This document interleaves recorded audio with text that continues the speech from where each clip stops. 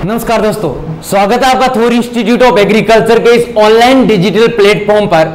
जैसा कि दोस्तों आप सबको पता है कि आज यानी 18 सितंबर 2021 को 2389 पोस्ट के लिए दोस्तों एग्रीकल्चर सुपरवाइजर का यानी कृषि प्रयोगशाला का क्या हुआ है, पेपर हुआ है। ठीक है, और दोस्तों आज ही अपन इस पेपर की क्या जो सटीक आंसर की है उसकी अपन क्या करने वाले हैं, बात करने वाले हैं। साथ साथ दोस्तों इसकी आंसर की है इसकी बात करने वाले दोस्तों ये भी देखेंगे कि कौन सी कैटेगरी की कट ऑफ है, ये कितनी जाने वाली है। ठीक है, तो दोस्तों हमारे साथ आप अंत तक बने रहें। और अगर दोस्तों आपने अभी तक हमारा चैनल है अगर इसको लाइक नहीं करा है, सब्सक्राइब नहीं करा है, चैनल को सब्सक्राइब करें। उसके बारे में हमारा जो वीडियो है जो आप देख रहे हैं उसको आप क्या करें, लाइक करें।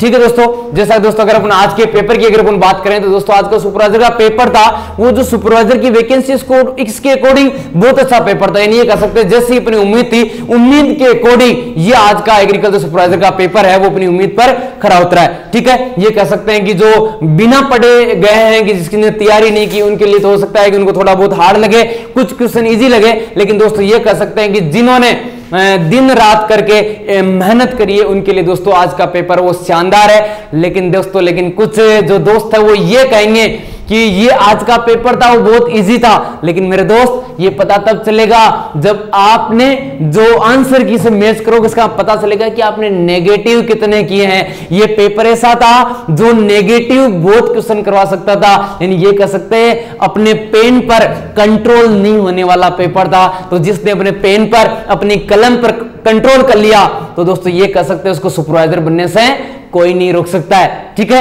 यानी ये कह सकते हैं सुपरवाइजर का पेपर जिस लेवल की पोस्ट है उसके अकॉर्डिंग दोस्तों आज का पेपर था वो जबरदस्त आया है। ठीक है, शानदार आया है। ठीक है, और आई होप आपका जो पेपर है वो भी शानदार जबरदस्त गया होगा। ठीक है, तो दोस्तों हम बात कर लेते हैं कि अपने जो क्वेश्चन आए उनकी जो आंसर की क्या है। दोस्तों हमने जो आंसर की तैयार की है वो सारी जो ऑथेंटिक बुक है उनसे देखकर हमने ये कह सकते हैं बिल्कुल सही आंसर की है। ये कह सकते हैं कि बोर्ड की जो आंसर की आएगी उसके अकॉर्डिंग, यानी ये कह सकते हैं अपने आंसर की और बोर्ड के आंसर की में किसी प्रकार का चेंजेस आपको देखने को नहीं मिलने वाला है।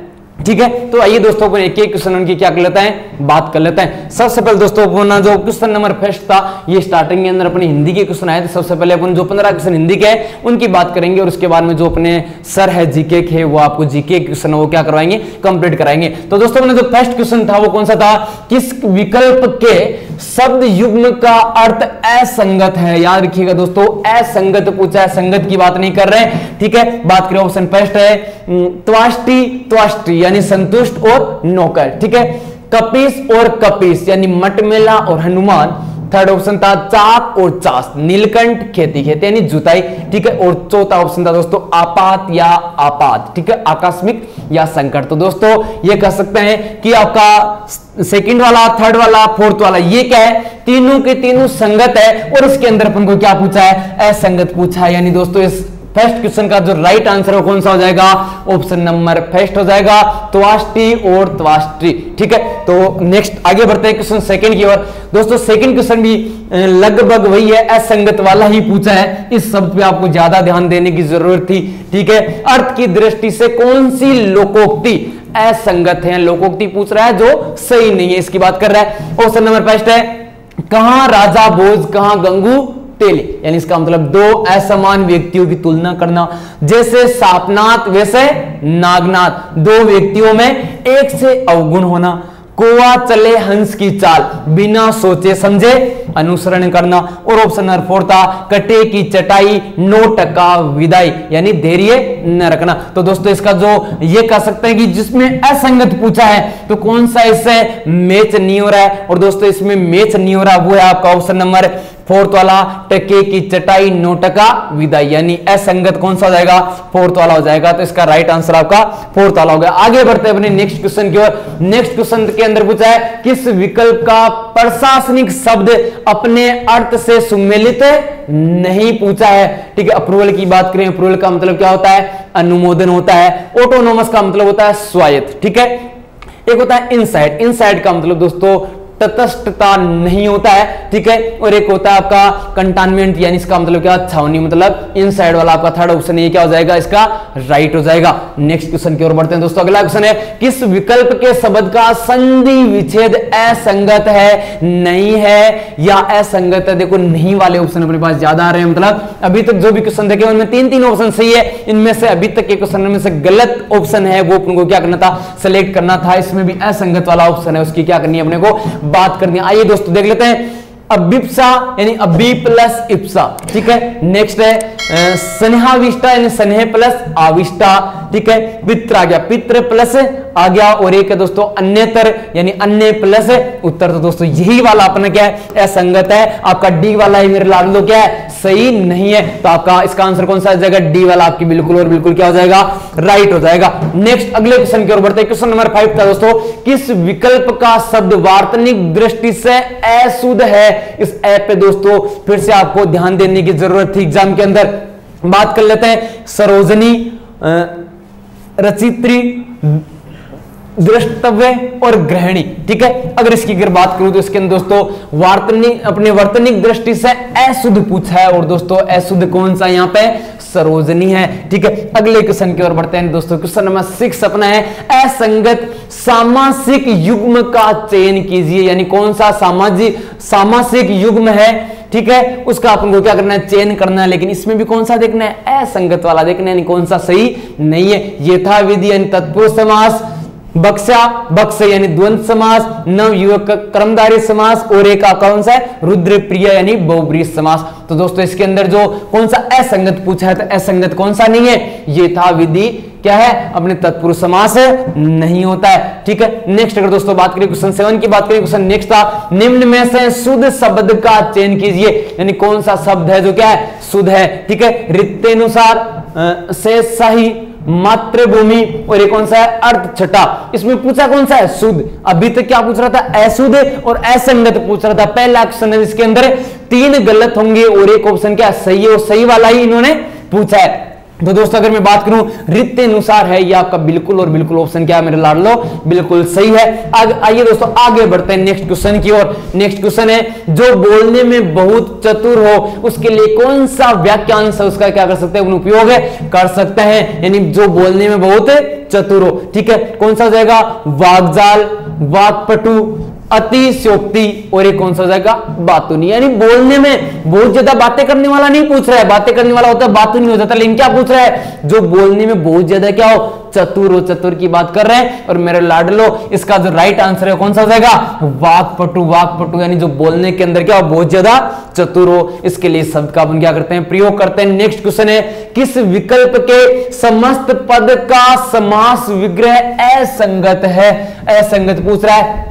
देशभक्ति यानी देश की भक्ति, मुनि श्रेष्ठ यानी श्रेष्ठ है जो मुनि। नेक्स्ट हो जाएगा 63। अपने 63 किसको कहते हैं, 3 + 60 को कहा जाता है। एक कौन सा आपका, पंच पात्र यानी पंच यानी 5 पात्रों का समूह है। इसके अंदर असंगत पूछा है दोस्तों, बी सी ओ डी वाले संगत है, असंगत कौन सा है, देशभक्ति यानी देश की भक्ति, ठीक है। तो ये आपका क्या हो जाएगा, इसका राइट आंसर हो जाएगा। नेक्स्ट क्वेश्चन की ओर बढ़ते हैं। क्वेश्चन नंबर 10 है, किस विकल्प के सभी शब्द परस्पर पर्याय नहीं है, यानी कौन सा पर्याय नहीं वाला पूछा है, नहीं पे आपको फोकस करना था, ठीक है। अर्णव, उददी और आपके नदीश, ठीक है। धनुष, कोदंड, उरग, ठीक है। अत्रिस, अमिकर, औषधिस, और एक आपका फोर्थ वाला रजनी, यामिनी, यानी सॉरी त्रियामा, ठीक है। तो इसमें पर्याय नहीं वाला पूछा है, और आपका नहीं वाला कौन सा हो जाएगा दोस्तों, आपके धनुष, कोदंड, उरग वाला क्या हो जाएगा, इसका राइट हो जाएगा, जो परस्पर क्या है, पर्याय नहीं है, ठीक है। नेक्स्ट 11 नंबर क्वेश्चन की बात कर लेते हैं। क्वेश्चन नंबर 11 है, वाक्यांश के लिए एक शब्द के संदर्भ में असंगत, वापस असंगत पूछ रहा है, असंगत विकल्प चुनिए, ठीक है। वाक्यांश के लिए एक शब्द के संदर्भ में असंगत विकल्प है, उसको चुनना है। रचना करने की इच्छा, शीर्षज्ञा, कोई काम करने की इच्छा रखने वाला, चिकित्सा, ठीक है। विजय प्राप्ति के लिए तीव्र इच्छा, तृष्णु और एक है बार बार युद्ध करने की इच्छा, युयुत्सा। ठीक है, इसमें पूछा कौन सा है? असंगत वाला पूछा है। और दोस्तों असंगत वाले की बात करें तो ये वाला सी वाला आपके क्या है? असंगत, यानी विजय प्राप्ति की तीव्र इच्छा करने वाला। ठीक है, अगले क्वेश्चन की ओर बात करने वाले। अगला क्वेश्चन दोस्तों, पढ़ते से निर्मित शब्द के संदर्भ में असंगत विकल्प चुनिए। यानी पढ़ते के संदर्भ में क्या पूछा है कि असंगत विकल्प यानी सही विकल्प कौन सा नहीं है। आपका क्वेश्चन फर्स्ट है मुरेला। ठीक है, मुरेला की बात करें तो विशेषणवाचक तद्धित पढ़ते से निर्मित। सेकंड वाला है मेधावी, कृतवाचक कृत पढ़ते से निर्मित। और नेक्स्ट है आपके ममेरा है संबंधवाचक तद्धित पढ़ते से निर्मित। और एक आपको माननीय यानी विशेषणवाचक कृत पढ़ते से निर्मित। तो इसमें कौन सा पूछ रहा है? असंगत वाला पूछ रहा है। और इसके अंदर दोस्तों असंगत तो कौन सा है? मेधावी वाला है। तो आप क्वेश्चन नंबर 12 के अंदर बी वाला क्या हो जाएगा? राइट हो जाएगा। नेक्स्ट क्वेश्चन की बात करते हैं, किस विकल्प के सभी शब्द मछली के पर्याय है? यानी किसके पूछे हैं कि निम्नलिखित में से कौन सा ऑप्शन है जिसके अंदर सारे के सारे शब्द है ये मछली के क्या दोस्तों? पर्याय है। अगर इसकी दोस्तों बात करें तो उसे ऑप्शन दे रखा है सवसा, कलत्र, रमणी। सेकंड वाला है शेरंद्री, कृष्णा, याज्ञसेनी। और सी वाला है अली, षटपद, चंचरिक। और दोस्तों डी वाला दे रखा है सलकी, कामध्वज, कंटकी। और दोस्तों ये आपके सलकी, कामध्वज, कंटकी ये तीनों के तीनों क्या होते हैं? मछली के पर्यायवाची होते हैं, यानी पर्याय होते हैं। तो डी वाला ऑप्शन क्या हो जाएगा? आपके राइट हो जाएगा। अगला बात करते हैं क्वेश्चन 14 की बात करते हैं। क्वेश्चन नंबर 14 है विलोम शब्द की दृष्टि से कौन सा विकल्प अनुचित है? यानी कौन सा विलोम शब्द की दृष्टि से सही नहीं है ये पूछ रहा है। कौन सा है? प्रसाद, विषाद, तेजस्वी, यशस्वी। ठीक है, फोर्थ दे रखा है उद्दिगन, अनुद्दिगन। ठीक है, देवी और आसुरी। ठीक है, तो दोस्तों ये आपके फर्स्ट सी और आपका डी ये क्या है? सही है। और आपका तेजस्वी और यशस्वी है ये क्या है? आपका अनुचित है, यानी ये प्रिय आपस सॉरी विलोम शब्द नहीं है। आगे बात कर लेते हैं दोस्तों, आप क्वेश्चन नंबर 15 है इसकी बात कर लेते हैं, जो हिंदी का अपने लास्ट क्वेश्चन है। कौन सा है? निम्न में से अशुद्ध वाक्य का चयन कीजिए। यानी कौन सा वाक्य है जो सही नहीं है? ठीक है, प्रत्येक व्यक्ति को सात्विक जीवन जीना चाहिए। सेकंड वाला है आपके मैंने राधा को एक पुस्तक समर्पित की। ठीक है, एक कृपया दरवाजा बंद करने का कष्ट करें। और एक अपना फर्स्ट वाला रह गया था ये काम कोई वकील से ही हो सकता है। ठीक है, यानी इसके अंदर क्या पूछा है? अशुद्ध वाक्य का चयन करना है, यानी 3 सही होंगे, ये कौन सा है? गलत है। तो दोस्तों इसके अंदर जो गलत है वो कौन सा हो जाएगा? ये काम कोई वकील से नहीं हो सकता है। तो इसके अंदर दोस्तों 15 के अंदर आपका फर्स्ट वाला ऑप्शन ये क्या हो जाएगा? सही हो जाएगा। ठीक है, तो दोस्तों ये अपनी हिंदी के जो 15 क्वेश्चन है इनको अपन क्या कर चुके हैं? सॉल्व कर चुके हैं। ठीक है, आगे अपन बात करेंगे जीके की। नमस्कार साथियों, आज जो आपके कृषि पर्यवेक्षक का जो पेपर हुआ था बहुत ही शानदार पेपर था। जो हमारे क्लास में ऑनलाइन प्लेटफॉर्म पे चर्चा हुई थी और ऑफलाइन में चर्चा हुई थी, जैसे कि जैसे जो क्वेश्चन थे हूबहू अपने पेपर में पड़े हुए। और जो टेस्ट सीरीज भी अपनी कोचिंग की चलती थी उसमें भी सर्वाधिक क्वेश्चन है जो सीधे के सीधे पड़े। तो जो अपने जीके के क्वेश्चन है उन क्वेश्चनों की अपन चर्चा करते हैं। हिंदी के क्वेश्चनों की महेश सर ने आपके सामने बात रख दी, अब है वो जीके की, उन क्वेश्चनों की अपन करते हैं चर्चा।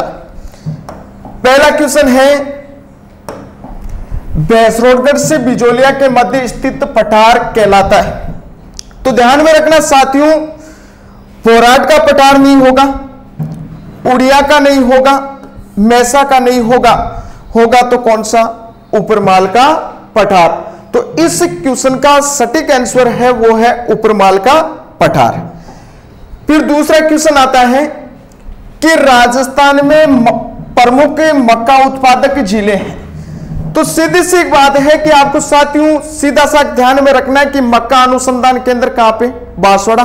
बांसवाड़ा की जो सटीक जिले पास में, तो उन जिलों की अपन को क्या करनी? चर्चा करनी है। तो अपने एक तो आता है भीलवाड़ा, एक आता है चित्तौड़गढ़ और एक आता है कौन सा? उदयपुर। उसमें सटीक आंसर है वो आपका है एन ऑप्शन। बाकी ये 3 ऑप्शन आपके नहीं होंगे, तो इसलिए इनको ध्यान में रखने की आवश्यकता नहीं है। फिर अगला क्वेश्चन आपके सामने है, शीतकालीन वर्षा यानी कि मावट होती है, इसी को अपन भूमध्य सागरीय बरसात बोल सकते हैं, इसे ही अपन क्या बोल सकते हैं? पश्चिमी विक्षोभ बोलते हैं। और इसका मानसून से कोई लेना देना नहीं होता, तो आपके इस क्वेश्चन का जो आंसर होगा वो होगा पश्चिमी विक्षोभों के द्वारा। तो किसके द्वारा साथियों? पश्चिमी विक्षोभों के द्वारा। फिर अगला क्वेश्चन आपके सामने है, झालरापाटन झालावाड़ का सूर्य मंदिर निर्मित किया गया था। तो सीधा सा ध्यान में रखना है कि आपके सामने नागभट्ट सेकंड द्वारा, किसके द्वारा? नागभट्ट सेकंड के द्वारा। जबकि आपके पृथ्वीराज द्वितीय नहीं होगा, अर्णराज नहीं होगा, बप्पा रावल नहीं होगा, होगा तो कौन सा? नागभट्ट सेकंड होगा। फिर अगला क्वेश्चन साथियों, राजस्थानी भाषा दिवस मनाया जाता है, ठीक है। तो 21 फरवरी आपके ऑप्शन में है, 21 मार्च भी है, 30 मार्च भी है और 21 जनवरी आपका आंसर सही होगा। तो 21 फरवरी, 30 मार्च को राजस्थान दिवस मनाया जाता है और 21 मार्च को विश्व वानिकी दिवस मनाया जाता है और आपका क्वेश्चन सही होगा कौन सा? 21 फरवरी। फिर साथियों अगला क्वेश्चन है, जनगणना 2011 के अनुसार राजस्थान में सर्वाधिक अनुसूचित जनजाति की जनसंख्या वाला जिला कौन सा है? यह पूछा है, आपको प्रतिशत नहीं पूछा है। अगर प्रतिशत पूछता तो आपका होता बांसवाड़ा, जबकि आपको पूछा क्या है? जिला। तो जिला कौन सा होगा? उदयपुर होगा। कौन सा होगा? उदयपुर होगा। फिर उसके बाद में अगला क्वेश्चन है, श्रीलाल जोशी एक प्रमुख चित्रकार है, यानी कि सीधा सा शाहपुरा भीलवाड़ा की ओर आपको देखना है और अपने पट चित्रण यानी कि फड़ चित्रण के लिए क्या है? प्रसिद्ध है, जहां पे फड़ों का क्या किया जाता है? निर्माण किया जाता है। तो श्रीलाल जोशी का संबंध किससे होगा?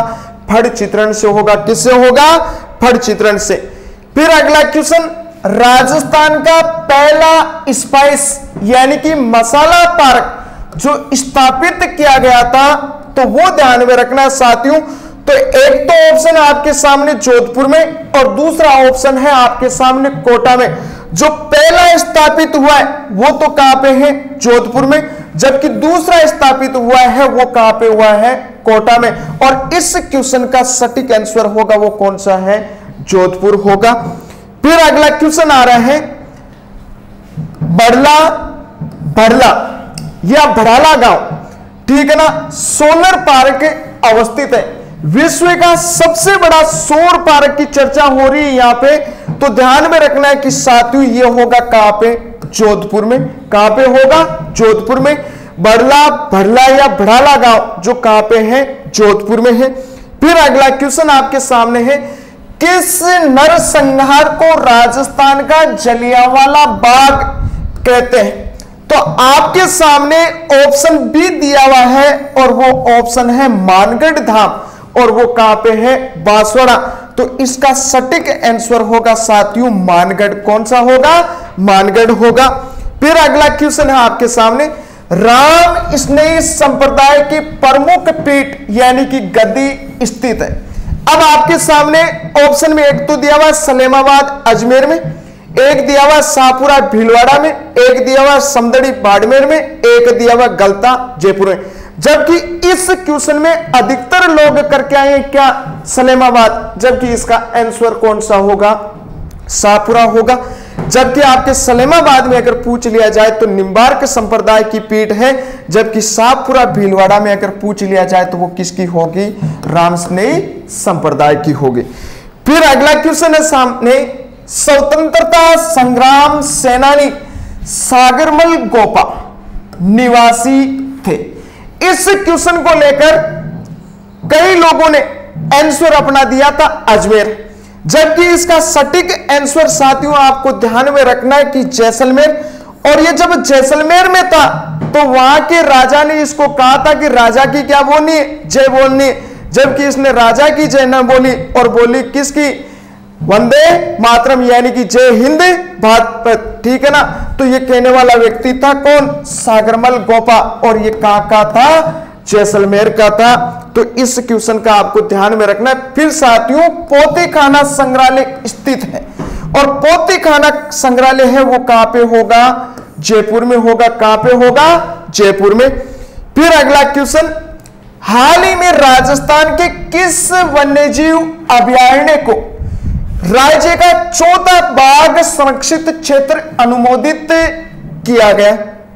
तो इसमें बाघों को लेकर आपको क्या करनी, चर्चा करनी।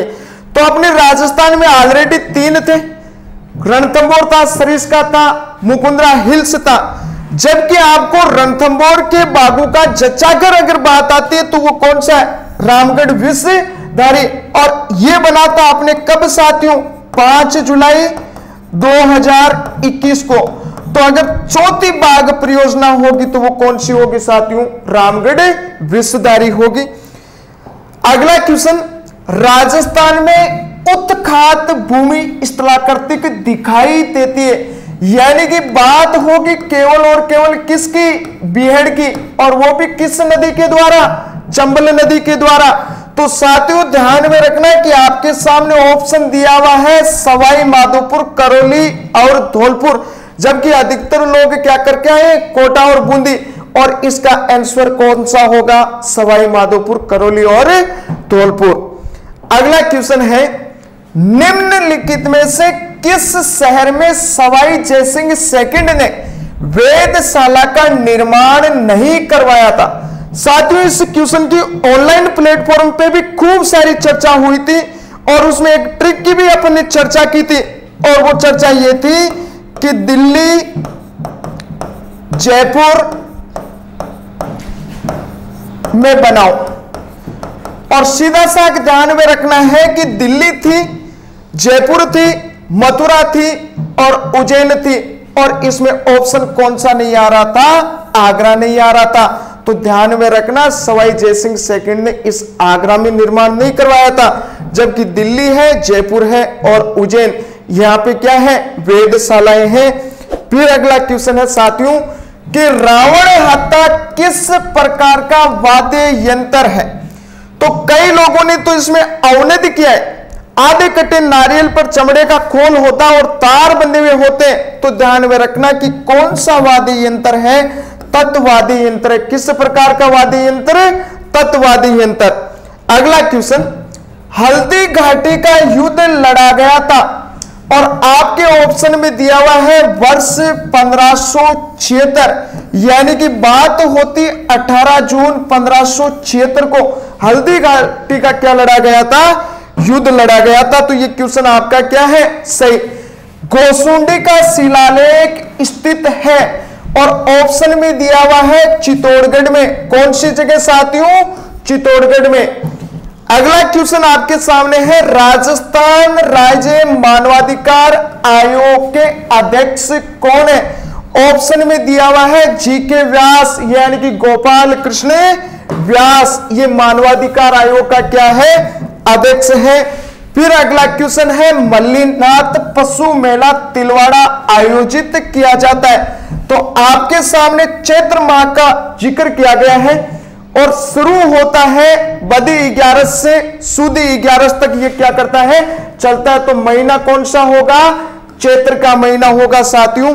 अगला क्वेश्चन आपके सामने है, कमाईचा है और ऑप्शन किसका दिया हुआ है, वाद्य यंत्र का। तो कमाईचा क्या है, वाद्य यंत्र है साथियों। अगला क्वेश्चन है, वर्टिसोल्स मृदा किन जिलों में पाई जाती है?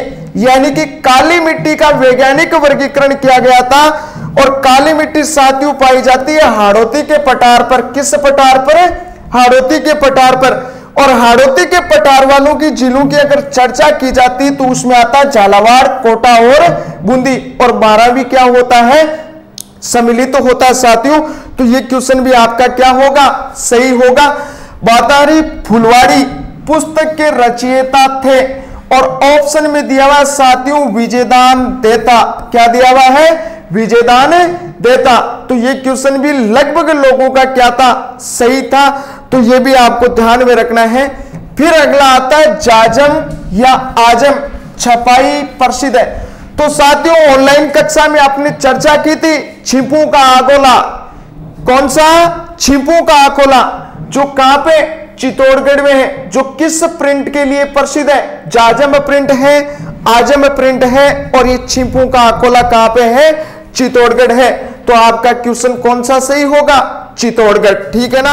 अगला क्वेश्चन है दोस्तों अपने सोयल साइंस से क्वेश्चन आया, एग्रीकल्चर केमिस्ट्री क्वेश्चन आया, और ये क्वेश्चन मैंने आपको एग्जांपल में भी लिखा है। 18 से 2-3 क्वेश्चन मैंने आपको घर से करने के लिए भी कहा था, और जब ऑनलाइन की अपनी क्लास चल रही थी तो उसके अंदर भी मैंने आपको कहा था, मैंने कहा यहां से अपने जेट 2020 में भी ये क्वेश्चन पूछा गया था। ठीक है, और यही क्वेश्चन अपने कहां से आ गया, अपने एग्रीकल्चर सुपरवाइजर में आ गया। वैल्यू थोड़ा सा क्या था, चेंजेस था वहां पे। ये जो स्थूल घनत्व यानी जो बीडी दे रखी थी वो कितनी दे रखी थी, 1.4 दे रखी थी। और दोस्तों कण घनत्व पार्टिकल जो डेंसिटी है पीडी कितनी दे रखी थी, वहां पे 2.6 दे रखी थी। ठीक है, यहाँ पे आपका दोस्तों बीडी है यानी स्थूल घनत्व कितना दे रखा है, 1.5 दे रखा है, और कण घनत्व कितना दे रखा है, 2.65 ग्राम पर सेंटीमीटर क्यूब दे रखा है। और इसके अंदर दोस्तों पूछा है क्या, अपने रंध्र अवकाश पूछ रहा है यानी पोरोसिटी पूछ रहा है। अपने को क्या क्या दे दिया, यहाँ पे बीडी यानी आपके बल्क डेंसिटी स्थूल घनत्व है कितना दे रखा है, 1.5 दे रखा है। और दोस्तों पीडी पार्टिकल डेंसिटी कितनी दे रखी है, 2.65 दे रखी है।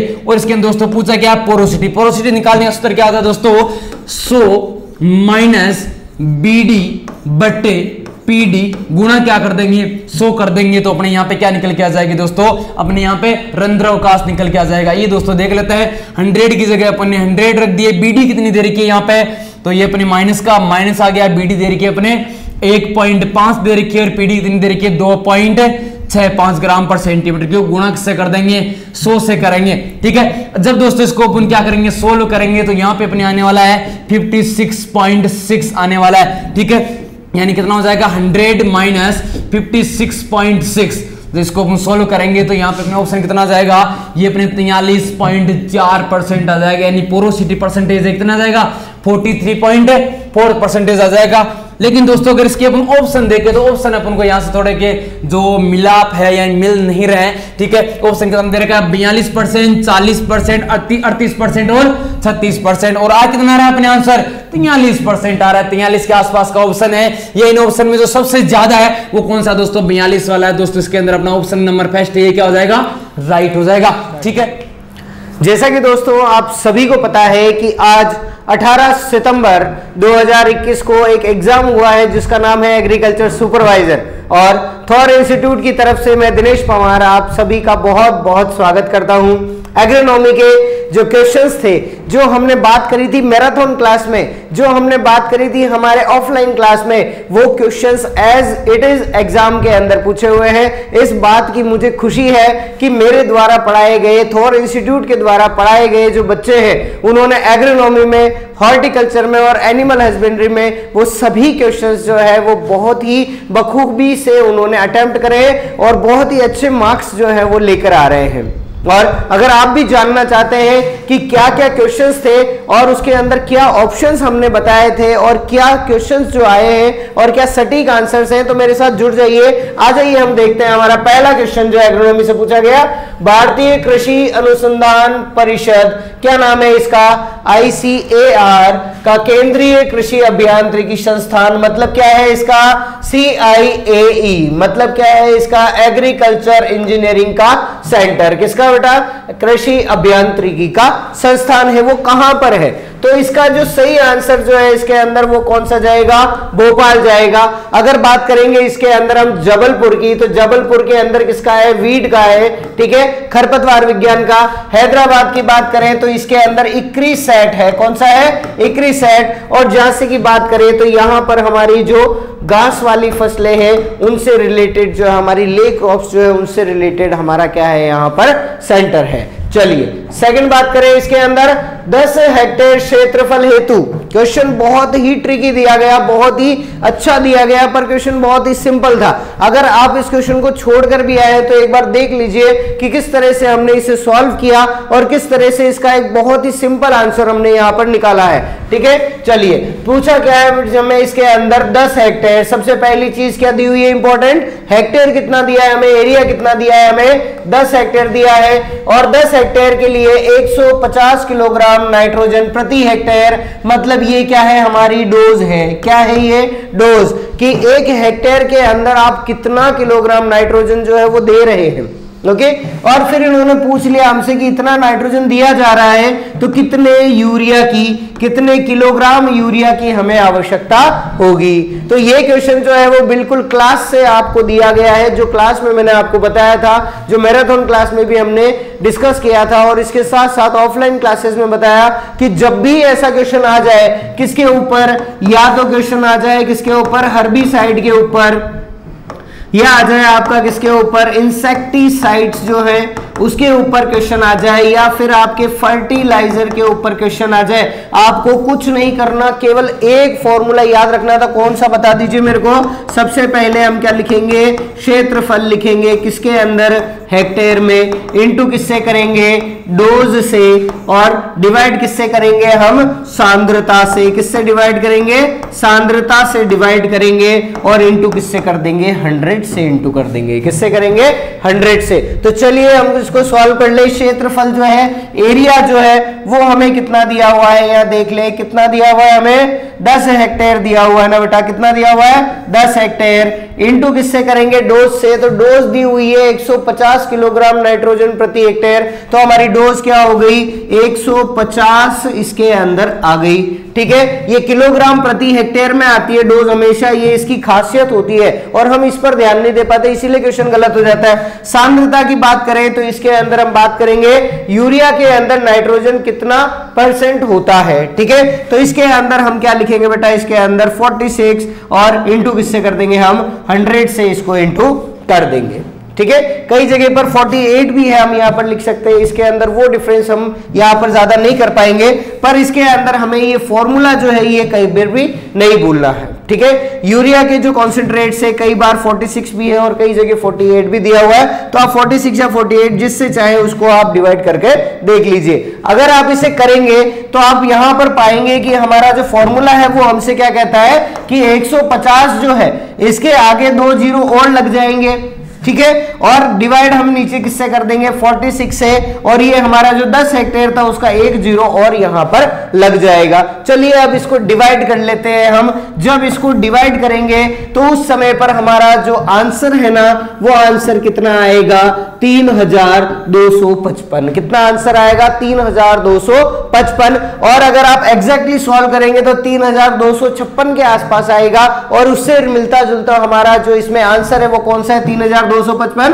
और कई बच्चे जो है वो इसके अंदर जो गलत करके आए हैं वो किस हिसाब से, 325 किलोग्राम वो करके आए हैं। बेटा इसका सही आंसर क्या होगा, 3255 किलोग्राम इसका आंसर हम सही करेंगे। ठीक है, चलिए नेक्स्ट क्वेश्चन देख ले।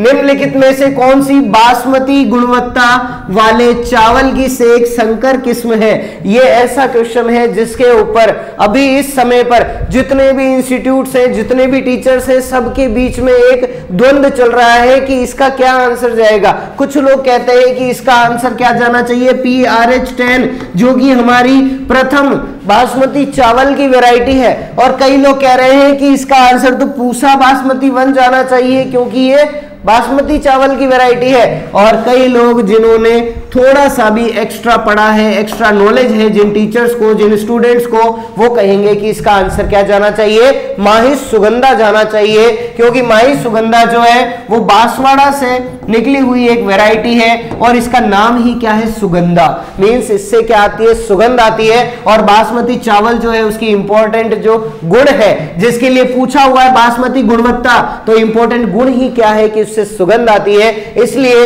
इसका जो आंसर हमारी तरफ से हम मान रहे हैं वो कौन सा है, माही सुगंधा है, और ये बिल्कुल सटीक आंसर होने वाला है। कारण ये है कि माही सुगंधा जो है ये वैरायटी इंडियन सीड एक्ट मतलब ISA 1963 के अंदर एक रजिस्टर्ड वैरायटी है।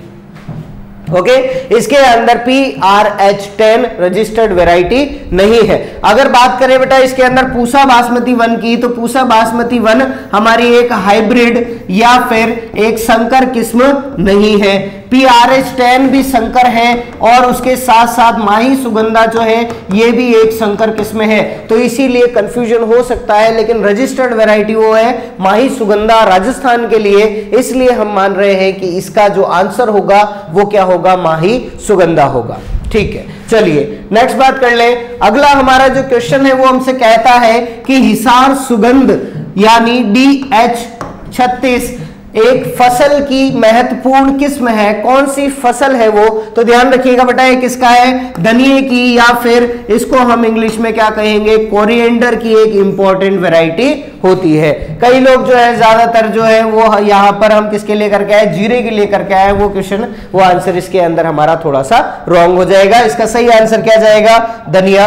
नेक्स्ट बात कर ले, यह वाष्पीकरण में प्रयुक्त पानी की प्रति इकाई उत्पादित विपणन योग्य फसल की उपज है। मतलब जितना जल आप दे रहे हैं, कितना जल दे रहे हैं, जितना कौन उपयोग कर रहा है, फसल, किसमें, उत्पादन में, किसके अंदर कर रहा है, उत्पादन में। तो आप जितना भी जल दे रहे हैं वो फसल उत्पादन में उपयोग हो रहा है। डिवाइड किससे कर रहे हैं हम यहां पर, विपणन योग्य फसल की उपज और प्रति इकाई पानी, मतलब आप जितना जल दे रहे हैं, इसको जब आप डिवाइड करेंगे तो इससे हमें क्या पता लगती है, दक्षता पता लगती है बेटा। क्या पता लगती है इससे हमें, दक्षता।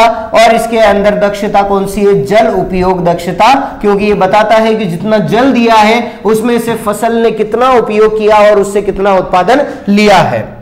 ओके, चलिए नेक्स्ट बात करें, अंधी गुड़ाई किस फसल में सिफारिश की जाती है। तो बहुत ही सिंपल सा क्वेश्चन है, क्लास में कई बार पढ़ा है हमने, कई बार समझा है कि हमारी दो फसलें हैं, एक तो है गन्ना और एक कौन सी है, आलू। इन दोनों के अंदर हम क्या करते हैं, अंधी गुड़ाई, जिसे हम ब्लाइंड होइंग का नाम देते हैं। ठीक है, चलिए नेक्स्ट बात करें, राष्ट्रीय कृषि बाजार, जिसको हम क्या कहते हैं, नाम कहते हैं, एक Akhil Bharatiya electronic trading portal है जिसका शुभारंभ हुआ। तो बेटा इसके लिए दो चीज बताना चाहूंगा। पहले कि इसका जो ओरिजिनल नाम है वो क्या है, ई नाम। क्या है, ई नाम, जिसका फुल फॉर्म है इलेक्ट्रॉनिक नेशनल एग्रीकल्चर मार्केट। और इसको हमने बाद में एक नाम और दे दिया, क्या नाम दिया, ई मंडी नाम दिया। क्या दिया, ई मंडी। और ये हमारे माननीय प्रधानमंत्री महोदय द्वारा कब लॉन्च किया गया था, 14 अप्रैल 2016 को, अंबेडकर जयंती के दिन इसे लॉन्च किया गया था। तो इसका आंसर बेटा क्या जाएगा, 2016 जाएगा।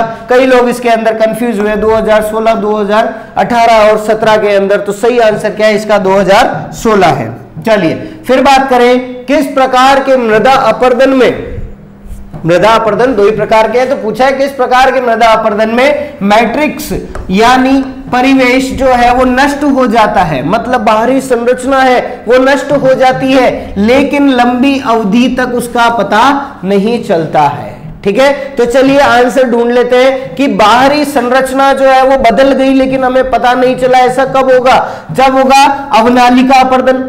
अवनालिका अपरदन का मतलब क्या है, चौड़ी और गहरी नालियां। क्या मतलब है इसका, चौड़ी और गहरी नालियां। तो बेटा नालियां बनेगी तो हमें दिखेगी नहीं, क्या यह संरचना नहीं दिखेगी, दिखेगी। तो ये आंसर क्या हुआ हमारा, इसके अंदर रॉन्ग हो गया।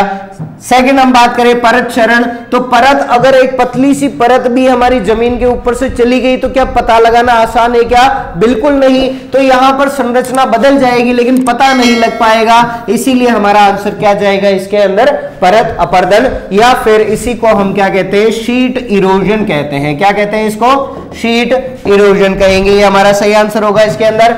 नेक्स्ट बात करें, निम्नलिखित में से किस अनाज की फसल में कौन सा, एक तो लाइसिन और दूसरा कौन सा दिया है, ट्रिप्टोफेन। दोनों क्या चीजें हैं, हमने बहुत अच्छे से पढ़ी है, क्या चीजें हैं, ये अमीनो अम्ल है। क्या है, अमीनो अम्ल है। ये किसके अंदर कम होते हैं, ये सभी को पता है, लगभग स्टूडेंट्स को बेटा हम जानते हैं। जितनी भी हमारी कौन सी है अनाज वाली फसलें हैं उसके अंदर क्या होती है, इन अमीनो अम्ल की कमी होती है। तो ऑप्शन एक बार चेक कर ले, ज्वार के अनाज वाली है क्या, बिल्कुल है। मक्का के अनाज वाली है, ये भी है, चावल भी और गेहूं है। अब चारों अनाज वाली दे दी है ना। तो अब चारों अनाज वाली है तो हमारे पास हमें एक छोटा सा एक वर्ड याद रखना होता है जिसको हम क्या बोलते हैं, HQPM कहते हैं। क्या कहते हैं बेटा, HQPM, हाई क्वालिटी प्रोटीन मेज। मतलब ऐसी मक्का जिसके अंदर एक तो लाइसिन और एक ट्रिप्टोफेन की अधिकता है, मतलब ऐसी फसल जिसके अंदर सर्वाधिक कमी थी उसमें हमने बढ़ाया, तो सर्वाधिक कमी किसके अंदर आ गई, मक्का के अंदर आ गई। ठीक है, तो हमारा आंसर क्या जाएगा इसके अंदर, मक्का जाएगा। नेक्स्ट बात करें, जो का वानस्पतिक नाम यह है, कौन सा है, 4 दिए हुए बेटा, बहुत ही सिंपल सा क्वेश्चन जो आपको कभी भी गलत नहीं करना है, कौन सा है, होर्डियम वल्गेर। चलिए नेक्स्ट बात करें, पंजाब छुआरा किस फसल की किस्म है, बहुत सिंपल सा क्वेश्चन था। कई लोग छुआरा समझ के इसको क्या करके आ गए, खजूर करके आ गए। लेकिन जिन बच्चों ने क्लास अटेंड करी है, महेश सर ने बताया हमें क्लास में कि ये जो हमारा पंजाब छुआरा है ये किसकी वैरायटी है, टमाटर की वैरायटी है। किसकी वैरायटी है ये, टमाटर की। ओके चलिए फिर बात करें आधार बीज मतलब क्या है, फाउंडेशन सीड के थैले पर किस रंग का टैग लगा होता है। तो बेटा बहुत ही क्या है, ये एक बेसिक क्वेश्चन है कि ये जो फाउंडेशन सीड या आधार बीज है ना, हमारा आधार भी क्या है, हमारी माता है, हमारी माँ है। तो ये माँ की तरह कैसा रहता है, बिल्कुल शांत रहता है। कैसा रहता है, शांत। तो हमारी माताएं भी हमारे लिए कैसी रही, बिल्कुल दयालु, बिल्कुल शांति प्रिय होती है। और शांति का प्रतीक कौन सा रंग होता है बेटा, सफेद होता है। कौन सा रंग होता है, सफेद होता है। क्लास में इसी ट्रिक से याद कराया था और वही क्वेश्चन जो है वो एज इट इज आपको एग्जाम के अंदर मिल गया। नेक्स्ट बात करें, निम्नलिखित में से कौन सी बाजरा पर एक परजीवी खरपतवार है। तो कौन सा खरपतवार है, एक छोटी सी ट्रिक याद करने के लिए हमने कहा था आपको क्लास के अंदर कि बेटा ये जो है बंद करने वाली एक ट्रिक है, क्लोज जो है इसको याद कर ले। शुरू के जो है वो दो है तना, लास्ट के दो है वो कौन से है, जड़। अब इसके अंदर कस्क्यूटा, लोरेंथस, ओरोबेंकी और स्ट्राइगा, इनके परपोषी पौधे याद करने हैं। क्लास में इंपॉर्टेंट बताया था, क्लास में 3 बार रिपीट कराया था। और बड़ी खुशी के साथ ये चीज मैं कहूंगा कि मेरे पढ़ाए हुए जो बच्चे हैं थॉर इंस्टीट्यूट में, जिन बच्चों ने क्लास ली है, उन्होंने ये क्वेश्चन बिल्कुल भी गलत नहीं करा, उन्होंने बिल्कुल ये क्वेश्चन क्या करा है, सही करा है। क्योंकि ये जो स्ट्राइगा लगता है ना, ये किसके अंदर लगता है, C4 पादपों में। कौन से कुल के, ग्रेमिनी कुल के C4 पादपों में लगता है, जिसका एक छोटा सा ट्रिक हमारे पास था। कौन सा, जंबा। कौन सा था, जंबा। ठीक है। और अगर ये जंबा भी याद नहीं होता तो इसके लिए हमने एक और प्यारी सी ट्रिक बनाई थी। और सबसे प्यारी कौन होती है, माँ होती है। तो माँ प्यारी के साथ क्या होती है, गजब होती है। क्या होती है, गजब होती है। क्या होती है, गजब। तो गजब कौन है, माँ है। ग से क्या है बेटा, गन्ना। ज से ज्वार, ब से बाजरा और माँ से क्या है, मक्का। ये हमारी चारों फसलें ऐसी है जिसके अंदर क्या लगता है, स्ट्राइगा लगता है। क्या लगता है, स्ट्राइगा। तो पूछा किसके लिए है, बाजरा के लिए। हमारा आंसर हमारे सामने है। चलिए नेक्स्ट बात करें बेटा, इसके अंदर ऑर्गेनिक फार्मिंग शब्द का प्रयोग सर्वप्रथम किसने किया।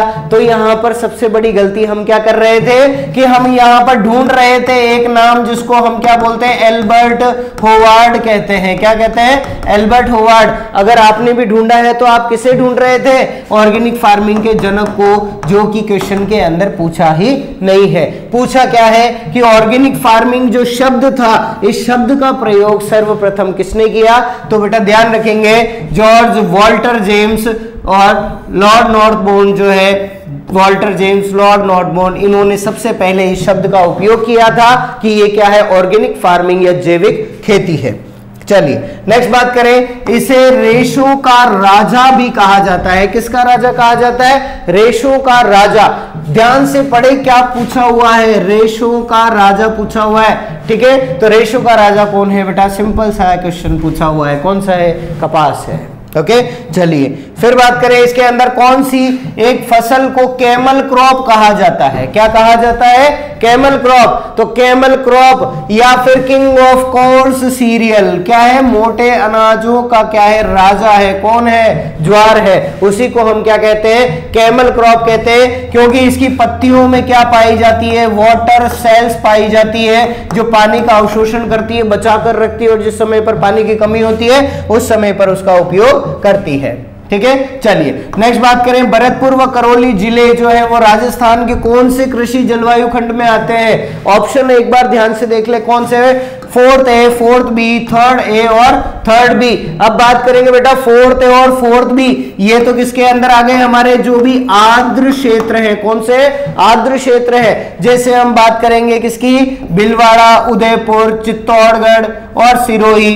ठीक है, ये सारे 4th A में। 4th B की बात करें तो बांसवाड़ा, डूंगरपुर, प्रतापगढ़ और उदयपुर का कुछ थोड़ा सा भाग जो है वो आएगा किसके अंदर, 4th बी में। 3rd ए की बात करें तो इसके अंदर आता है कौन सा, जयपुर है, इसके अंदर दौसा है, ठीक है, ये जिले आते हैं। और लास्ट बात करेंगे जो हमारे क्या है, करौली और धौलपुर वाले जिले, जहां पर क्या नदियों का प्रवाह होता है, बाढ़ प्रभावित क्षेत्र आ जाते हैं। इसके अंदर आंसर क्या आ जाएगा हमारा, 3rd बी आंसर आएगा, ठीक है। चलिए उसके बाद बात करें, भारतीय मौसम विज्ञान विभाग जो है उसकी स्थापना हुई थी कब, 1875 में, बिल्कुल पता है हमें, लेकिन कहां पर हुई थी, उसका मुख्यालय कहां गया था बेटा, तो इसके लिए ध्यान रखेंगे। सही आंसर क्या है, पुणे, जो कहां पर है, महाराष्ट्र में है, एमएच में है, ठीक है। तो महाराष्ट्र में पुणे में इसकी स्थापना की गई थी। आई होप एग्रीकल्चर से एग्रोनॉमी के अंदर जो क्वेश्चंस हमने सॉल्व करे उनके सही आंसर आपको पता लगे होंगे।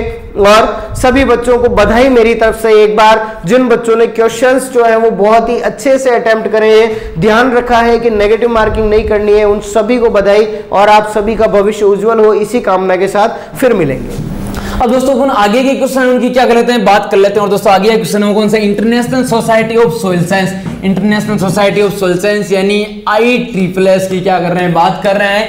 ISSS के मिट्टी के वर्गीकरण के अनुसार सिल्ट के कणों का व्यास कितने मिलीमीटर का होना चाहिए। दोस्तों मैंने आपको बताया था कि ISSS ने मृदा कणों को 4 भागों में बांटा है। कितने भागों में बांटा है, 4 भागों में। और दोस्तों सुपरवाइजर का 2018 का पेपर था, उसके अंदर पूछा गया था कि आपके जो कले कण है उनका आकार कितना होता है। और दोस्तों अपने इस पेपर के अंदर पूछ लिया गया है, उसमें कौन सा कले का पूछा था, इसके अंदर किसका पूछा है, अपने सिल्ट कणों का पूछा। और दोस्तों सिल्ट कणों के, ये तो अपने कले कणों का हो गया। और दोस्तों ये वाला अपने किसका हो जाएगा, आपके सिल्ट कणों का हो जाएगा, यानी 0.02 से 0.002 mm तक, यानी ये वाला आपका क्या हो जाएगा, इसका राइट हो जाएगा। आगे दोस्तों बात करते हैं गोंदार्ती, गोंदार्ती दोस्तों गमोसिस रोग को कहा जाता है। और गमोसिस किस फसल से संबंधित है, तो दोस्तों मैंने आपको जो पोषक तत्व तो अपने जब रिवीजन कराया था 4-5 दिन पहले, लगभग 12-13 तारीख को, तो मैंने आपको बताया था नींबू के अंदर 3-4 प्रकार के रोग लगते हैं नींबू वर्गीय फसलों के अंदर, जैसे नींबू का छोटी पत्ती रोग, नींबू का गमोसिस रोग, और ये दोस्तों किसकी कमी से होता है, एक डाइबेक। ये तीनों रोग मैंने बताया था किसकी कमी से होता है, ये कॉपर की कमी से होता है, यानी ये गमोसिस रोग बताया था, गमोसिस, और एक आपका डाइबेक बताया था, और एक आपका छोटी पत्ती रोग, ये नींबू के अंदर होता है, ठीक है, और कॉपर की कमी से होता है। नींबू वर्गीय फलों का दोस्तों ये क्या है, रोग है। अब दोस्तों पूछा है आमतौर पर पेक्टिन बनाने के लिए, आमतौर पर जेली बनाने के लिए, अच्छी जेली बनाने के लिए पेक्टिन उसका कितना प्रतिशत होना चाहिए। यानी दोस्तों अपन जेली की बात करें तो जेली बनाने के लिए दोस्तों मेन जो कंपोनेंट होता है वो कौन होता है, पेक्टिन होता है। तो दोस्तों एक अच्छी जो जेली बनाने के लिए दोस्तों जो पेक्टिन की दोस्तों जो मात्रा होती है ये कौन सी होती है, अपने 0.5 से 1%। अगर किसी फल के अंदर 0.5 से 1% पेक्टिन है तो दोस्तों वो फल जेली बनाने के लिए क्या होता है, सबसे अच्छे, सबसे उपयुक्त माने जाता है। और दोस्तों जेली बनाने के लिए दोस्तों सबसे उपयुक्त फल है वो कौन सा होता है, अमरूद होता है। अगले क्वेश्चन की बात करें दोस्तों, शुगर बेबी, मेरे ख्याल से दोस्तों ये तो किसी भी स्टूडेंट का गलत नहीं हुआ होगा। जब मैंने लवण प्रभावित मृदाएं पढ़ाई थी तो उसके अंदर लवण प्रभावित मृदाओं के अंदर दोस्तों मैंने आपको कुछ फसलें लिखाई थी। एक मैंने आपको गेहूं लिखाया था, एक धान लिखाया था, एक जौ और एक आपके तरबूज, और इनकी मैंने आपको 2-2, 3-3 किस्में बताई थी कि ये किस्में आपके लवणों के लिए क्या होती है, प्रतिरोधी होती है, लवणीय मृदा के लिए प्रतिरोधी होती है। वहां पे दोस्तों मैंने मजाक के अंदर किसका बताया था, तरबूज की बताई थी। मजाक मैंने कहा था कि तो शुगर बेबी, कौन सी बेबी, शुगर बेबी, और एक दुर्गापुरा केसर, ये तरबूज की किस्में है, और ये दोनों की दोनों क्या होती है, लवणीय मृदा के लिए प्रतिरोधी होती है। मैंने आपको नोट्स के अंदर लिखवाया था, ऑनलाइन में भी लिखवाया था, ऑफलाइन में भी लिखवाया था। तो दोस्तों ये शुगर बेबी किसकी किस्म है, तरबूज की किस्म है, ठीक है। आगे बढ़ते हैं, निम्न में से कौन सा फल सूखा प्रतिरोधी होता है। अब दोस्तों सूखा प्रतिरोधी की बात करें तो दोस्तों खजूर हो गया, इसके अलावा बात करें बेर हो गया, आंवला हो गया, ये सूखे के लिए क्या होते हैं, प्रतिरोधी होते हैं। लेकिन दोस्तों तीनों के तीनों ऑप्शन अपने यहाँ पे क्वेश्चन के अंदर एग्जाम के अंदर नहीं दिए गए। दोस्तों अगर मैं बात करूं आम, अंगूर, अमरूद और अनार की बात करूं दोस्तों, इन चारों के अंदर जो सर्वाधिक जो आपका ड्रोट रेजिस्टेंट होता है, सूखा प्रतिरोधी होता है, वो कौन सा होता है दोस्तों? अनार होता है। मतलब राइट आंसर कौन सा हो जाएगा?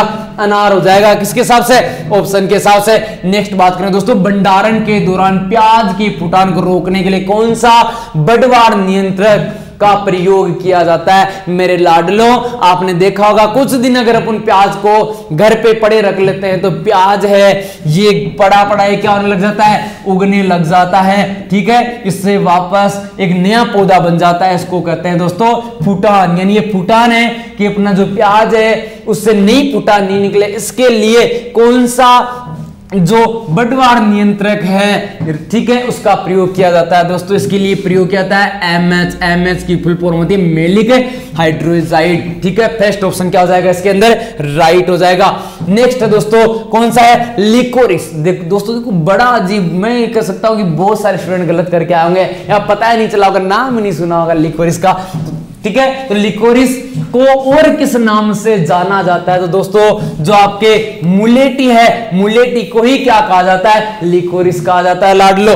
आगे बात करते हैं नेक्स्ट क्वेश्चन की, जिब्रेलिन। दोस्तों ये जिब्रेलिन हार्मोन है, इसकी खोज पूछ रहे हैं कि जिब्रेलिन हार्मोन की खोज कौन से जापानी वैज्ञानिक ने करी थी? तो दोस्तों जिब्रेलिन की जो खोज है ये कुरोसावा नामक के दोस्तों जो वैज्ञानिक था उन्होंने करी थी। ठीक है, नेक्स्ट अगर दोस्तों बात करें नर्सरी में पौध उगाने के लिए निम्नलिखित में से कौन सा उपयुक्त माध्यम है? यानी अपने को नर्सरी लगानी है। क्या लगानी है? नर्सरी। तो नर्सरी के लिए पौधे लगाते हैं, बीज लगाते हैं, बीज से छोटे छोटे पौधे बनते हैं। तो इसके लिए कौन सा माध्यम उपयुक्त है? तो दोस्तों मर्दा के अंदर भी नर्सरी लगा सकते हैं। जो दोस्तों स्पेगनम जो घास है या जो स्पेगनम मोस है उसका ही प्रयोग कर सकते हैं, परलाइट का ही प्रयोग कर सकते हैं। यानी दोस्तों तीनों का ही क्या कर सकते हैं? उपयोग कर सकते हैं। तीनों के अंदर अपन आसानी से नर्सरी है उसको क्या कर सकते हैं दोस्तों? तैयार कर सकते हैं। अगला दोस्तों बड़ा अच्छा क्वेश्चन है, ये फल भारत के लिए स्वदेशी है। थोड़ा सा घुमा दिया क्वेश्चन को, थोड़ा सा आपको कंफ्यूज करने की कोशिश करिए दोस्तों। एग्जामिनर ने किस तरीके से कराया कि स्वदेशी यानी इंडिजिनस फ्रूट है। स्वदेशी यानी ऐसा फल जिसका उत्पत्ति स्थान भारत है, ओरिजिन पैलेस कौन सा है? भारत है। तो दोस्तों अगर बात करें सेब पपीता में और बेर में बात करें तो दोस्तों बेर है, इसका उत्पत्ति स्थान कौन सा पड़ते हैं? भारत पड़ते हैं। यानी भारत के लिए कौन सा फल हो जाएगा? स्वदेशी फल हो जाएगा। आगे दोस्तों बात करते हैं इसको चाइनीज या निम्नलिखित में से किसको चाइनीज लेयरिंग, पोर्ट लेयरिंग, मार्कोटेज या गुट्टी के नाम से भी जाना जाता है? तो दोस्तों गुट्टी के नाम से किसको जाना जाता है? एयर लेयरिंग को जाना जाता है। पौधा है, इसकी शाखाएं हैं। ठीक है, शाखा के अंदर यहीं पे क्या कर दिए जाते हैं अपने, यहाँ पे एक क्या करते हैं नया पौधा बनाने के लिए यहाँ पे जो लेयरिंग करते हैं इसको एयर लेयरिंग कहते हैं। ठीक है, और इसी को अपन गुट्टी के नाम से भी जाना जाता है। ये आपने दो चार नाम सुने या नहीं सुने, लेकिन गुट्टी नाम आपने जब भी पढ़ा होगा तो हमेशा पढ़ा होगा। तो गुट्टी किसको कहा जाता है? एयर लेयरिंग को कहा जाता है। तो इसका राइट आंसर कौन सा हो जाएगा? एयर लेयरिंग हो जाएगा। नेक्स्ट क्वेश्चन की ओर बढ़ते हैं। ये एक प्रणालीगत कीटनाशी है, यानी सिस्टेमेटिक इंसेक्टिसाइड की बात कर रहा है। और दोस्तों मैंने जब आपको फल पढ़ाए थे, फलों के अंदर दोस्तों मैंने बार बार आपको ये कहा था, मैंने कहा सिस्टेमेटिक इंसेक्टिसाइड का प्रयोग करते हैं। वो एक नाम आपको लिखाया था, वो मैंने क्या लिखाया था आपको? डाइमिथोएट लिखाया था। यानी जिन्होंने अपनी ऑनलाइन और ऑफलाइन क्लास ली, मेरे ख्याल से कोई एक सिंगल जना नहीं होगा जिसकी क्वेश्चन गलत हुआ था। अपने जो भी 10-11 फ्रूट दे रखे, हर फ्रूट के अंदर मैंने ये नाम लिखा है, और वो भी कैसे लिखा है? सिस्टेमेटिक इंसेक्टिसाइड कौन सा है? अपने डाइमिथोएट होता है। मेरे ख्याल सारे के सारे स्टूडेंट सही करके आएंगे, और मेरे ख्याल से आप भी सही करके आए इसको। ठीक है, प्राइड ऑफ इंडिया दोस्तों, प्राइड ऑफ इंडिया किस्म पूछिए आपके सब्जियों में से। तो दोस्तों प्राइड ऑफ इंडिया है ये पत्ता गोभी यानी केबेज की क्या होती है दोस्तों? एक वेराइटी है, किस्म है। ठीक है, अब पूछ रहा निम्नलिखित में से क्या कर रहा है? पौधों की संधाई, ठीक है, कि एक कला है जिसमें पौधों को जानवरों, पंछियों, डोम्स जैसे सजावटी आकार दिया जाता है। आपने दोस्तों देखा होगा कई बार क्या करते हैं, कहीं घूमने जाते हैं तो आपने देखा होगा वहां पे जो पौधे हैं, ठीक है, जो एज है, हेज लगी होती है, एज और हेज, उनको अलग अलग आकृति या शेप में परिवर्तित कर दिया जाता है। तो अलग अलग, जैसे आपने देखा होगा पौधा है उसको ऊंट की शेप दे दी जाती है, गधे की शेप दे दी जाती है, या आदमी की शेप, यानी अलग अलग प्रकार की जो शेप है, यानी जानवरों या कोई सी भी आकृति की शेप में उसको परिवर्तित कर दिया जाता है। तो इसको किसके नाम जानते हैं दोस्तों? टोपियरी के नाम से जाना जाता है। ठीक है, पौधों को किसी भी आकृति के अंदर चेंज कर देना, ठीक है। विश्व में आम का सबसे बड़ा उत्पादक देश कौन सा है? तो दोस्तों जब भी फलों की बात करते हैं हमेशा आम की बात करते हैं। आम को फलों का राजा कहा जाता है और दोस्तों भारत में सबसे ज्यादा आम उत्पादित होते हैं। पूरे विश्व के सबसे ज्यादा आम कहां उत्पादित होते हैं? भारत में होते हैं, ठीक है। आगे बात कर लेते हैं दोस्तों, कुपरी पुखराज, कुपरी सीतमान, कुपरी अलंकार किसकी किस्म है? दोस्तों अगर बात करें जो अब मैंने बार बार आपको कई बार कहा था, मैंने कहा जो ट्यूब पोटैटो सीड है या जो सत्ते बीज है, आपके आलू के जो बीज होते हैं उनको कहा जाता है। और दोस्तों आलू का अनुसंधान संस्थान का है कुपरी, हिमाचल प्रदेश के अंदर है। और दोस्तों जिसके आगे कुपरी लग जाता है, यानी कुपरी के अंदर क्या है? आलू का अनुसंधान संस्थान है। तो जिन वैरायटी के आगे कुपरी लगता है वो सारी की सारी आलू की किस्में होती है। इसके अंदर फर्स्ट ऑप्शन क्या हो जाएगा? राइट हो जाएगा। नेक्स्ट दोस्तों बड़ा इजी क्वेश्चन पूछा गया, क्या पूछा गया? वाइटिस विनिपेरा निम्नलिखित में से किसका वानस्पतिक नाम है? तो आप सब जानते हैं वाइटिस विनिपेरा अंगूर का वानस्पतिक नाम है। नेक्स्ट क्वेश्चन पूछ लिया दोस्तों, खजूर का वानस्पतिक नाम, अंगूर का पूछ लिया है, खजूर का पूछ लिया है। और दोस्तों आप जानते हैं खजूर का वानस्पतिक नाम क्या होता है? फिनिक्स डेक्टाइलिफेरा होता है। फर्स्ट वाला ऑप्शन क्या हो जाएगा इसके अंदर? राइट हो जाएगा। अगले क्वेश्चन की ओर बात करते हैं दोस्तों, पुष्कर किसकी खेती के लिए जाना जाता है? अरे मेरे लाडलो, आपने पुष्कर से कभी निकले होंगे। पुष्कर के बारे में जब भी बात करते हैं तो अपन ये कहते हैं कि पुष्कर में सबसे ज्यादा गुलाब होते हैं। क्या होता है?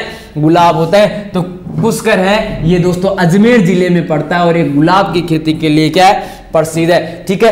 अगला क्वेश्चन दोस्तों, सिंचाई की यह प्रणाली निम्नलिखित में कौन सी प्रणाली है? उसको उपभोग्य उपयोग के बराबर पानी की आपूर्ति होती है। जितना पानी पौधे को चाहिए उतना पानी अपन सप्लाई करते हैं। यानी ये कह सकता है पानी का नुकसान कौन सी विधि में नहीं होता है? कौन सी विधि की जल उपयोग दक्षता सर्वाधिक होती है? तो दोस्तों किसकी होती है? बूंद बूंद विधि की होती है। इसके अंदर क्या करते हैं? इसको ड्रिप इरिगेशन के नाम से। इसके अंदर पानी वो सीधे पौधे की जड़ों में डाला जाता है। तो जितना पानी पौधे को चाहिए उतना पानी उसको मिल जाता है, डायरेक्ट क्या कर लेता है? ग्रहण कर लेता है। पानी का नुकसान लॉसेज नहीं होता है। जेम में साधारणतः TSS टोटल सोल्यूबल सॉलिड कितने प्रतिशत पाया जाता है? तो दोस्तों जेम के अंदर TSS है, ये कितना होता है? आपका 68.5% होता है। जबकि जेली के अंदर कितना होता है? 65% होता है। इसके अंदर थर्ड ऑप्शन क्या हो जाएगा? राइट हो जाएगा। अगला बात कर लेते हैं, निम्न में से भेड़ की किस नस्ल को राजस्थान की मेरिनो कहा जाता है? मेरिनो नहीं पूछ रहा है, मतलब राजस्थान की मेरिनो कौन सी नस्ल को कहा जाता है? तो दोस्तों ये कहा जाता है चोकला को। किसको कहा जाता है? चोकला को। अगली बात कर लेते हैं दोस्तों, भारत में पाई जाने वाली ऊंट की कुबड़ युक्त अर्बेरियन प्रजाति को सामान्यतः कहा जाता है। दोस्तों इंग्लिश में बात करें तो इंग्लिश के अंदर इसमें लिखा हुआ था सिंगल यानी एक कुबड़ वाला ऊंट कौन सा है? एक कुबड़ वाले ऊंट की बात कर रहे हैं दोस्तों। जब आपने जगदीश जी ने पढ़ाया था तब आपने उसको कहा था, एक तो बैक्टीरियन का मतलब क्या होता है? इसके अंदर बैक्टीरियन बी से स्टार्ट हो रहा है और एक कौन सा दोस्तों? ड्रोमेड्री यानी आपके डी से स्टार्ट हो रहा है। याद रखिएगा सर ने आपको बताया था कि इसके अंदर क्या है? देखो दो बार क्या हो रहे हैं आपके? क्या बन रहे हैं? कुबड़ बन रही है। मतलब जो बी से स्टार्ट होगा उसमें दो कुबड़ और इसमें केवल डी से स्टार्ट हो रहा है इसमें केवल एक ही कुबड़ पाई जाएगी। तो एक कुबड़ वाले की बात करें, ठीक है, तो दोस्तों वो कौन सा हो जाएगा आपका? ये दो कुबड़ वाला है और ये कौन सा हो जाएगा? एक कुबड़ वाला है। एक कुबड़ वाला होता है उसको किसके नाम से? अरेबियन ऊंट के नाम से भी जानते हैं। इंग्लिश के अंदर तो डायरेक्ट आपके दे रखा था, आपके सिंगल हम वाला दे रखा था। सिंगल यानी एक, ठीक है, एक किस्म पाता है ड्रोमेड्री के नाम से। यानी ये ट्रिक है आपकी क्या करेगी दोस्तों? एग्जाम के अंदर काम करेगी। अगली बात करते हैं, एक वयस्क पूर्ण मुंह वाले ऊंट में दांतों की संख्या, यानी जो वयस्क ऊंट होता है उसमें कुल दांतों की संख्या कितनी होती है? तो दोस्तों एक वयस्क ऊंट के अंदर 34 दांत होते हैं, 34 होते हैं, ठीक है। किस कुकुट रोग को न्यू कैसल डिजीज के नाम से जाना जाता है? न्यू कैसल डिजीज की बात करें तो दोस्तों ये रानीखेत रोग को जाना जाता है। किसको? रानीखेत को, जो मुर्गी के अंदर होता है उसको न्यू कैसल डिजीज के नाम से भी जाना जाता है। ये दोस्तों अगले क्वेश्चन की बात कर लेते हैं। अगला क्वेश्चन है, किस के बारे में निम्न में से कौन सा तथ्य सही नहीं पूछा है? यानी किस के बारे में जो कोलेस्ट्रॉल है उसके बारे में कौन सा तथ्य फैक्ट है वो सही नहीं है, राइट नहीं, ये पूछना चाह रहा है एग्जामिनर। किस विरेचक के रूप में कार्य करता है? बिल्कुल विरेचक के रूप में, ये भी सही है। अगला बात कर लेते हैं कि किसको शरीर के भार के 20% दर से देना चाहिए? दोस्तों जो बच्चा होता है, ठीक है, उसका 20% खींच देना चाहिए। एग्जाम में ये कहना चाह रहा है, लेकिन दोस्तों 20% नहीं देते, कितना देते हैं? 10% देना चाहिए, ठीक है। जो आपके जो जो बच्चा है उसके 10% बाहर का 10% क्या देना चाहिए, खीस देना चाहिए। अगला और देख लेते हैं, क्या पता और भी ऑप्शन हो जाए, हो सकता है सेकंड वाला सही हो। खीस में विटामिन ए भरपूर पाया जाता है। खीस को नवजात पशु के जन्म के बाद आधे से 2 घंटे के अंदर देना चाहिए, बिल्कुल देना चाहिए। जन्म हो जाए उसके थोड़ी देर बाद में क्या देना चाहिए, खीस देना चाहिए। यानी सही कौन सा नहीं है, यानी आपके जो बच्चा है उसके बाहर का वजन का 10% देना चाहिए। यहाँ कितना लिखा है 20%, तो ये आपका क्या हो जाएगा, गलत हो जाएगा। मतलब गलत कौन सा, ये एग्जाम पूछा, मतलब राइट आंसर हो जाएगा। ठीक है, यदि दूध का CLR का मतलब होता है करेक्ट लेक्टोमीटर रीडिंग। यानी दोस्तों जो करेक्ट लेक्टोमीटर रीडिंग 28 दे रखी है, तो दोस्तों क्या पूछा है, दूध का विशिष्ट गुरुत्व होगा। दोस्तों अगर अपन दूध के विशिष्ट गुरुत्व की बात करें तो इसका फॉर्मूला होता है आपके CLR अपॉन 1000 + 1, यानी जो रीडिंग है वो कितनी है, 1000 से क्या करेंगे, भाग दे देंगे और प्लस 1 कर देंगे। कितने दे रखा है 28 अपॉन 1000 + 1। जब इसको अपन डिवाइड करेंगे 28 से तो कितना आ जाएगा 0.028 + 1 करेंगे तो दोस्तों इसका राइट आंसर कौन सा हो जाएगा, अपने 1.028 हो जाएगा। यानी आपका जो राइट आंसर कौन सा हो जाएगा, फर्स्ट वाला हो जाएगा। फर्स्ट इसका क्या राइट आंसर है। ठीक है, मेमने में पूंछ हटाने को, यानी पूंछ काट दी जाती है। मेमना होता है, छोटा बच्चा होता है, उस मेमने की क्या पूंछ काट दी जाती है। और पूंछ काटने को किसके नाम जानते हैं दोस्तों, डोकिंग के नाम से जानते हैं। पूंछ काटना डोकिंग कहलाता है। अगला दोस्तों, हंसिया आकार का सींग निम्नलिखित में से भैंस की कौन सी नस्ल की विशेषता है। तो दोस्तों जो हंसिया आकार के सींग है ये सूरती नस्ल में देखने को मिलता है। सूरती की मुख्य विशेषता है। तांबे के रंग का शरीर भैंस की किस नस्ल की विशेषता है। तांबे के जैसा रंग कौन सी नस्ल का होता है, तो दोस्तों ये भैंस की बदावरी नस्ल में ये नस्ल का होता है, जिसके अंदर सर्वाधिक फैट परसेंटेज पाया जाता है। तो तांबे जैसा रंग बदावरी का होता है। ठीक है, गाय की होल्स्टीन फ्रीजियन नस्ल का उत्पत्ति स्थान। दोस्तों जो गाय की विदेशी नस्ल होल्स्टीन फ्रीजियन उसका उत्पत्ति पूछा है, तो होल्स्टीन से क्या हो जाएगा आपका हॉलैंड हो जाएगा। ठीक है, हॉलैंड इसका क्या उत्पत्ति स्थान है। निम्न में से बकरी की विदेशी नस्ल पूछ रहा है, कौन सी पूछ रहा है, विदेशी नस्ल। दोस्तों बारबरी और आपके जमुना पारी तो बिल्कुल नहीं है, लेकिन दोस्तों आपके बीटल है और ये जो टोगनबर्ग है, ये दोनों ही कौन सी होती है, विदेशी नस्ल होती है। तो दोस्तों चांसेस है कि ये क्वेश्चन आपका डिलीट भी हो सकता है। क्या हो सकता है, डिलीट हो सकता है, या जो आंसर वो राइट मानेंगे तो कौन सा मानेंगे, जब आप फाइनल आंसर क्या आएगी तब टोगनबर्ग, या तो टोगनबर्ग होगा या फिर ये दोस्तों क्वेश्चन है वो क्या हो सकता है, डिलीट भी हो सकता है, क्योंकि इसमें बीटल और टोगनबर्ग दोनों ही क्या है, सही है। आगे बढ़ते हैं, हीपर। ठीक है, अगर दोस्तों हीपर की बात करें दोस्तों, जो गाय का बच्चा होता है, ठीक है, उसको अपन हीपर के नाम से जानते हैं। ठीक है, यानी जो गाय का बच्चा है जब तक वो क्या नहीं हो जाए, प्रेग्नेंट नहीं हो जाए, उसके बच्चा नहीं हो जाए, तब तक उसको अपन किसके नाम जानते हैं, हीपर के नाम जानते हैं। ठीक है, तो पहले स्तनपान के बाद गाय, ठीक है, स्तनपान ये आपका गलत हो जाएगा। नर युवा बैल नहीं होगा, वयस्क मवेशी ये भी नहीं होगा। पहले प्रसव से पहले युवा मादा मवेशी, यानी पहले प्रसव होने से पहले की दोस्तों जो गाय होती है, जो गाय का बच्चा होता है, उसको अपन किसके नाम जानते हैं, हीपर के नाम जानते हैं। थर्ड वाला ऑप्शन क्या हो जाएगा, मेरा लाडलो सही हो जाएगा। अगला बात कर रहे हैं दोस्तों, केप्रा हिरकस किसका वैज्ञानिक नाम है। तो दोस्तों सब जानते हैं केप्रा हिरकस किसका नाम है, बकरी का वैज्ञानिक नाम है। किसका नाम है, बकरी का नाम है। नेक्स्ट पूछा, नवीनतम पशुधन गणना के अनुसार भारत के सभी राज्यों में बकरी की आबादी में राजस्थान का कौन सा स्थान है। यानी जो नवीनतम पशु गणना हुई है उसमें बकरी का, राजस्थान का बकरी के जो पॉपुलेशन है, ठीक है, जनसंख्या, उसमें कौन सा स्थान है। दोस्तों सबसे भारत के अंदर सबसे ज्यादा जो बकरियां वो कहां पाई जाती है, अपने राजस्थान राज्य के अंदर पाई जाती है। आगे बात करें, निम्नलिखित दवाओं में से कौन सी जानवरों में इस्तेमाल होने वाली कृमिनाशक पूछ रहा है, कौन सी दवा पूछ रहा है, कृमिनाशक। तो दोस्तों पोटेशियम पर मैग्नेट है, ये पशुओं के अंदर कृमिनाशक के रूप में उपयोग करते हैं। अगला पूछ रहा है दोस्तों, गर्बर टेस्ट का उपयोग किया जाता है। दोस्तों गर्बर टेस्ट, गर्बर विधि, इसका उपयोग है दूध के अंदर फेट निकालने के लिए, दोस्तों वसा प्रतिशत ज्ञात करने के लिए करते हैं। मेरे ख्याल से आप ये सारे क्या करके आए, सही करके आए होंगे। विश्व की सबसे लोकप्रिय ऊनी भेड़ की नस्ल है, तो दोस्तों कौन सी हो जाएगी, मेरिनो हो जाएगी, जिसमें फाइनेस्ट वूल पाई जाती है। ठीक है, आगे बात कर लेते हैं नेक्स्ट क्वेश्चन की। केंद्रीय केंद्रीय भेड़ व ऊन अनुसंधान संस्थान central ship and wool research institute. कहां पे दोस्तों, सारे जानते हैं, अविकानगर, मालपुरा, टोंक, राजस्थान के अंदर है। नेक्स्ट अगर बात करें, निम्नलिखित में से किसका प्रयोग पशुओं में विरेचक के रूप में किया जाता है?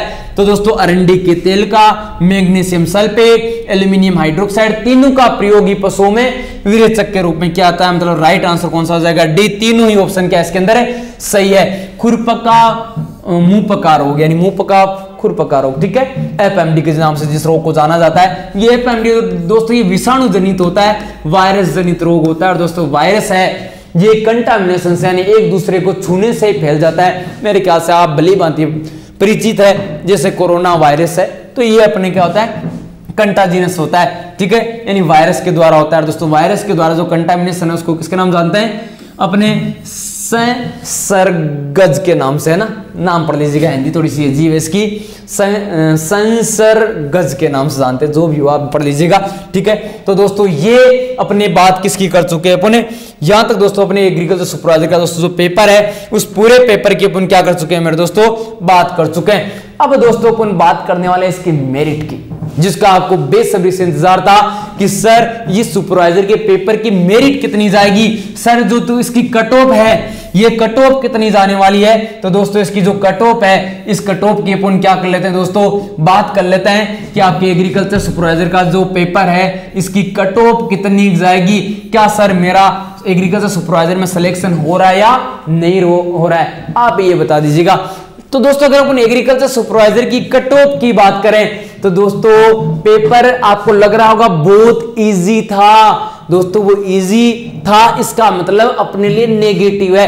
पेपर ऐसा था जिसके अंदर अपन क्वेश्चन को देख के छोड़ नहीं सकते थे, बिना क्वेश्चन को अटेम्प्ट करके ये नहीं कर सकते कि छोड़ देते हैं। वही वाली बात है, क्वेश्चन कौन से थे, आकर्षित करने वाले, आपको अट्रैक्ट कर रहे थे कि हाँ भाई साहब मुझे मत छोड़ना। तो यानी ये कह सकते हैं पेपर बहुत अच्छा था, लेकिन इसके अंदर जो मेन रीजन है वो यही रहने वाला है कि आप नेगेटिव कितना करके हैं, आपने क्वेश्चन करने पर कितना कंट्रोल किया है, कितना आपकी कंट्रोलिंग पावर है, ठीक है। अगर आपने क्वेश्चन बहुत ज्यादा, जैसे जनरली अगर किसी से पूछोगे सारे कहेंगे सर 90 प्लस करें, 85 प्लस करें, लगभग मेरे ख्याल से 85 प्लस करके आए, लेकिन दोस्तों वो नेगेटिव है, उसका हर्जाना आपको क्या करना पड़ेगा, इस सुपरवाइजर के एग्जाम में भुगतना पड़ेगा। अगर आपने क्या किया है, नेगेटिव मार्किंग पे कंट्रोल कर लिया, तो मैं कह सकता हूं आपका सिलेक्शन होने से कोई नहीं रोक सकता है। पेपर अच्छा था, ज्यादा हाई लेवल का भी नहीं था, लो लेवल का नहीं था, पढ़ने वाले के लिए अच्छा पेपर था, ठीक है। तो दोस्तों अगर कट ऑफ की बात करें, सबसे पहले अगर दोस्तों मैं जनरल की बात करूं, किसकी बात करूं, जनरल की, कि सर जनरल की कट ऑफ कितनी जाएगी। तो दोस्तों इसकी जनरल की कट ऑफ है ये पनी जाने वाली है 70 ±2, कितनी जाएगी, +-2, यानी ये कह सकते हैं 68 से 72 तक नेगेटिव मार्किंग काटने वाली। इससे अगर आपके 70 ±2 ऐसे ज्यादा हो रहे हैं तो दोस्तों आपका सुपरवाइजर बनने से आपको कोई नहीं रोक सकता है, आपका सिलेक्शन हो जाएगा। इसके बाद अगर दोस्तों मैं ओबीसी की बात करूं, ठीक है, तो दोस्तों ओबीसी की जो मेरिट है ये जाने वाली है अपने 68 ±1, ठीक है, यानी ये कह सकता हूं 67 से 69 तक किसकी जाएगी, अपने ओबीसी की जाएगी, ठीक है। ओबीसी की मेरिट आपकी कितनी जाएगी, 68 ±2 जाने वाली है।